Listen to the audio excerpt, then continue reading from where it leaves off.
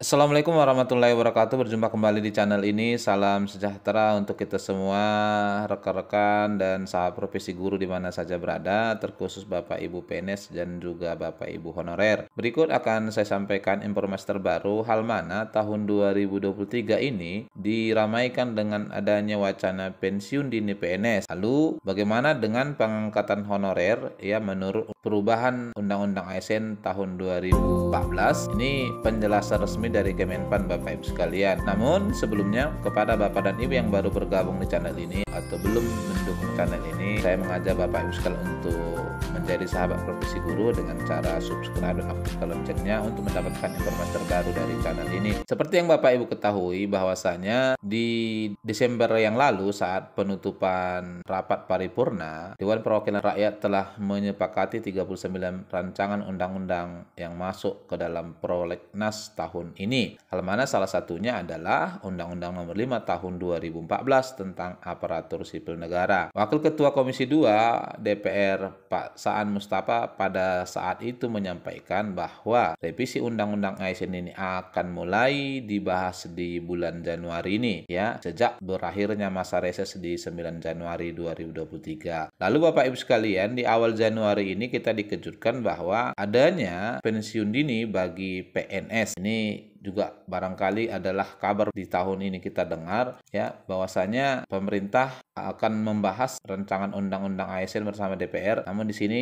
poin utama yang diusung sepertinya adalah pensiun dini bagi PNS. Lalu terkait kinerja PNS juga baru-baru ini Kemenpan sempat membahas bahwasanya banyak itu PNS setiap harinya terlihat sibuk bekerja namun secara umum tidak produktif. Dan ini juga disampaikan oleh Menteri Agama ya di awal Januari ini juga menyebutkan bahwa banyak pegawai ASN Kemenak bahkan hampir 40% tidak kompeten. Sehingga ini barangkali menjadi sebuah pertanyaan bagi kita, apakah arahnya memang untuk pensiun dini PNS. Lalu terkait ini, anggota DPR karena adanya tanggapan dari Kemenpan RB, nanti saya sampaikan cuplikannya Bapak Ibu sekalian, menagih kepada pemerintah terkait data PNS yang akan dipensiun dinikan. Dikutip dari CNBC Indonesia, Wakil Ketua Komisi 2 DPR Pak Yanuar Prihatin mengungkapkan latar belakang tersempilkannya aturan pensiun dini massal dalam draft revisi rancangan Undang-Undang Aparatur Sipil Negara atau RUU ASN. Ia membantah kemunculan pengaturan pensiun dini massal karena adanya keinginan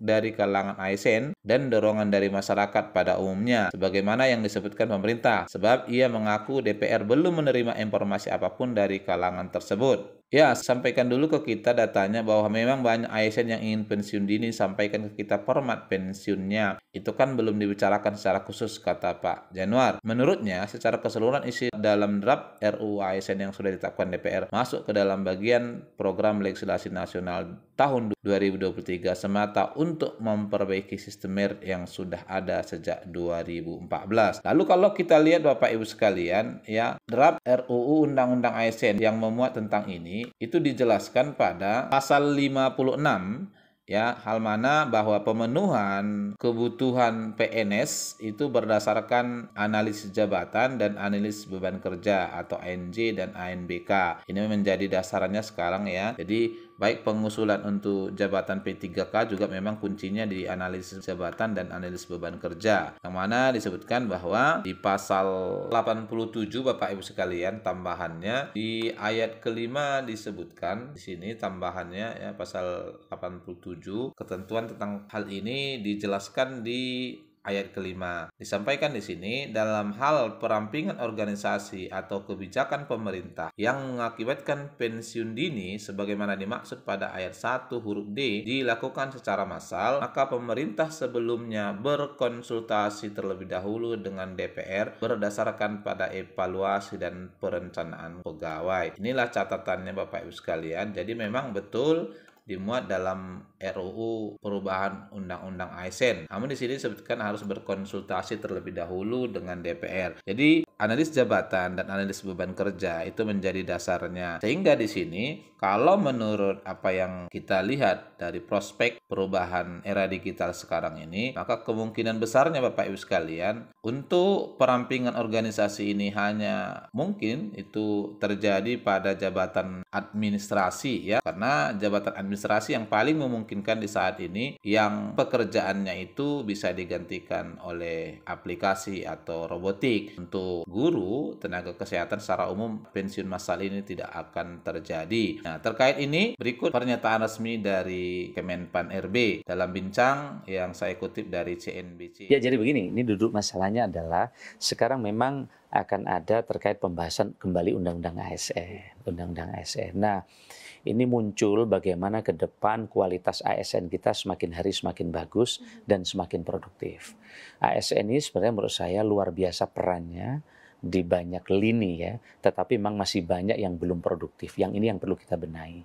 Begitu juga terkait dengan penempatan SDM di banyak tempat. Ada yang menilai, ada yang sangat produktif, ada yang kurang produktif, ada yang menyampaikan tidak produktif. Maka muncul gagasan publik yang sampai ke kami. Tapi ini belum menjadi pembahasan bersama DPR. Yaitu terkait bagaimana swasta kan ada program pensiun dini nih. Kalau memang dia merasa sudah kurang sehat atau tidak produktif, dia bisa memilih opsi itu. Nah, opsi ini memang sedang banyak ramai sampai ke kami. Termasuk juga ASN-ASN yang kami lebih bagus ambil skema itu, kemudian kami bisa investasi dan berusaha. Nah, yang ini belum dibahas. Tetapi soal pensiun dini itu sebenarnya sudah ada di PP 11. Misalnya, waduh saya ini bosen di ASN ini. Nah, di waktu tertentu dia boleh pensiun di usia tertentu sehingga dia mendapatkan hak pensiun. Tetapi dalam waktu tertentu yang mereka belum melampaui usia batas minimalnya, maka dia tidak mendapatkan pensiun. Kira-kira gitu. Oke, nah itu kan kalau di tahun 2022 ya Pak ya. Yeah. Kalau di tahun 2023 ini akan menjadi pembahasan yang prioritas nggak sih Pak Anas? Nah, nanti akan kita dengar bersama teman-teman DPR. Teman-teman DPR nanti akan kita dengar ini apakah prioritas atau tidak. Tetapi prioritas kami adalah bagaimana kami segera memberikan perhatian terhadap guru-guru yang telah mengabdi bertahun-tahun, tetapi mereka belum mendapatkan kesempatan untuk di P3K. Ya, begitu juga terkait dengan nakes yang sudah bertahun-tahun mengabdi, bidan, perawat, dan seterusnya. Tetapi kita juga tidak lupa fresh graduate, anak-anak yang baru lulus, yang ingin memberikan pengabdian terbaik kepada bangsa dan negara ini, juga perlu kita beri kesempatan di tahun 2023.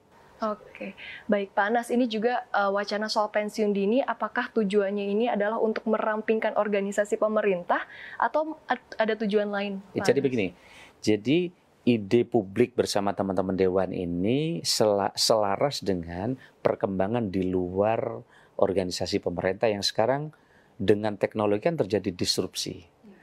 Di samping itu terjadi percepatan pelayanan. Nah, kalau percepatan pelayanan ini tidak segera dirubah di internal birokrasi dengan menyiapkan SDM dan digitalisasi, tentu kita akan ketinggalan. Ini kita lihat dari indeks kepuasan publik ya, salah satunya kecepatan kita di dalam melayani. Kalau sekarang urusan private itu bisa diberesin dengan HP. Ya toh, private banking, semua transaksi. Kenapa urusan publik tidak ke situ? Oleh karena itu maka sesuai dengan arahan Bapak Presiden, mall pelayanan publik kita sekarang arahnya ke mall digital.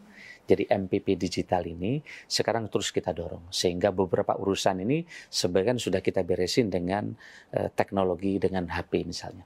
Tetapi ini daerah-daerah yang kepala daerahnya agresif dan hebat, ini sudah terjadi. Tapi bagi kepala daerah yang biasa-biasa ini belum terjadi. Maka supaya seragam, kita sedang dorong adanya replikasi pelayanan publik. Sehingga diskusi tadi sebenarnya dalam kerangka untuk meningkatkan kinerja. Kira-kira gitu. Dalam rangka melayani rakyat. Nah, barangkali ini Bapak Ibu sekalian informasi yang bisa saya sampaikan, kiranya bermanfaat. Assalamualaikum warahmatullahi wabarakatuh.